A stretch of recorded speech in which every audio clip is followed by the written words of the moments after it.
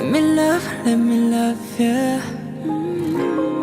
Hey guys, it's Midnight here, back for another video, and today I want to do a final review for the 2025 Chinese BL ABO Desires.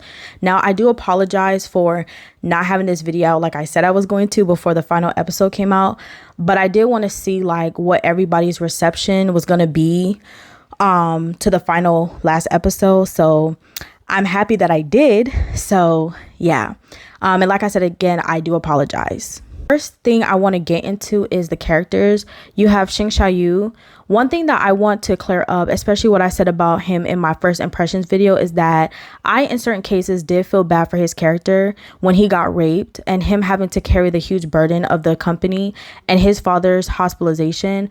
I love the way that Sheng Shao You is written, since he is definitely has a typical trait of an alpha in the Omegaverse universe. You also see how layered he is as a character, him being perceived as cold, yet he is truly soft-hearted, especially when it comes to his family. Next is you have Huayang. I also love his character as well. If you watch my first impressions video, you'd know this as well. Again, I love his character from a technical perspective, is that he is also a layered character as well. I love how his backstory shaped him into how he is this ruthless, shameless, obsessive, possessive, and manipulative person. I also love his duality of being ruthless in front of others, yet he is weak and soft-hearted in front of Shao Yu. Next is Sheng Wenlong. As much as I'm not into the second couple, I like his character since he does exhibit typical alpha traits as well. Also, I like his character primarily when he is having a friendly banter with Huayang, and he is also rivals with Shao Yu. Other than that, I don't typically enjoy his character because for him to be very prideful, he is not that smart. Everything needs to be spelled out for him. And last but not least is Gaotuo.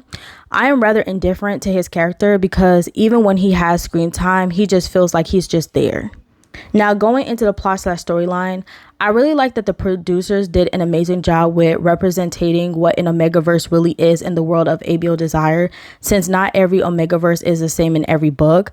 I can't help but be disappointed with the execution of the series. Starting off with Huayang and Shao Yu's relationship, I feel like their relationship could have been more deeper in many aspects. Not saying that their relationship was bad, yet I just wanted more out of them. There are scenes in the novel that I wish were in the series. I would have loved to see the scene where Huayang gets himself sick again with taking the pheromone modifier and Shao Yu telling him to not take it, and that his actual scent isn't that bad. Furthermore, the show makes it seem like Shao Yu took Huayang back rather quickly, but you can understand from his inner monologue why he took him back, and it was sweet nonetheless. I also felt like they could have done more with Huayang's childhood, because I don't think that many understood that his behavior stems from his environment growing up and his father being rather busy in the bedroom. It's one thing to have 12 children, but the question is, can you take care of them emotionally? I heard that allegedly that Elliot wasn't happy with the way that Huayang's backstory was. If that's true, then I would have to agree with him.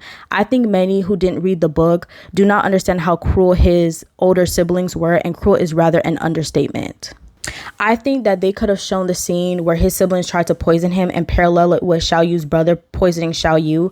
I also loved how during the pregnancy, Shao Yu allowed for Huayang to take care of him without protest of him being a S-class alpha. He even allowed Huayang to openly express to his friend that he couldn't drink, and when questioned by said friends, Shao Yu played along with Huayang without getting offended or acting macho.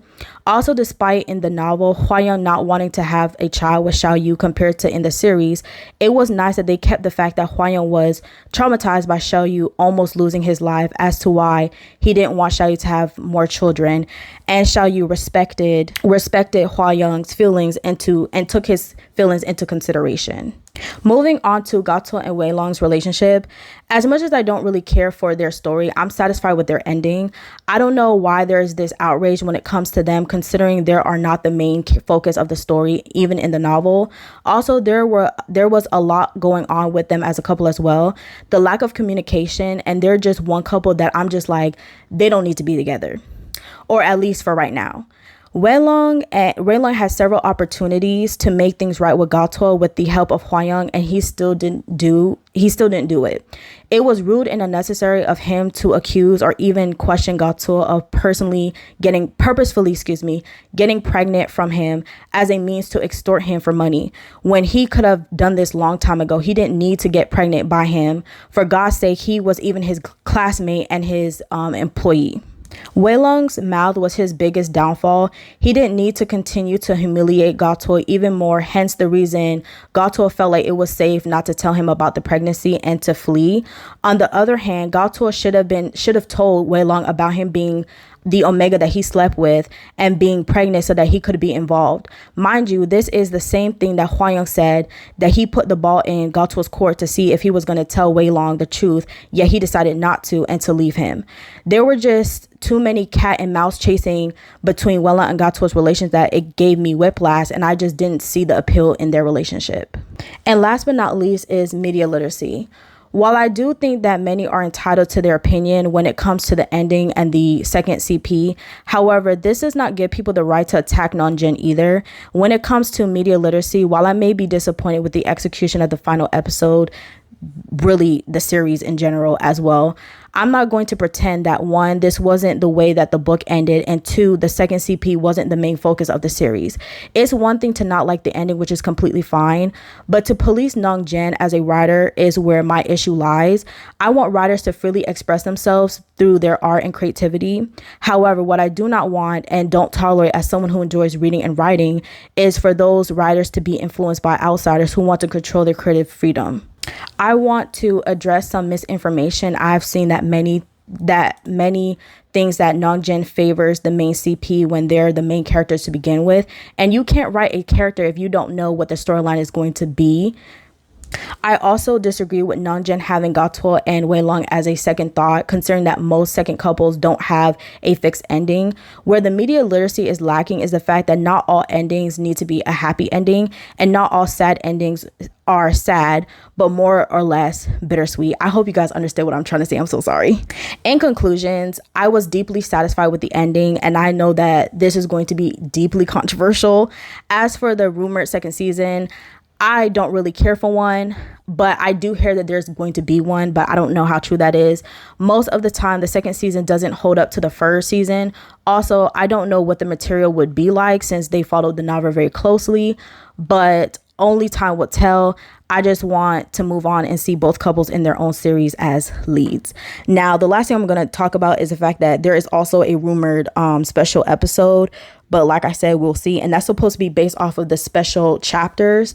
So like I said before, we shall see what that's going to be like. But do not hesitate to comment in the comment section. And please be respectful what you think about the show and stuff like that. So yes, if you like this video, please give a thumbs up and please subscribe and please hit that bell notification for more uploads from me. And like I said before, I do apologize for this video coming out really late.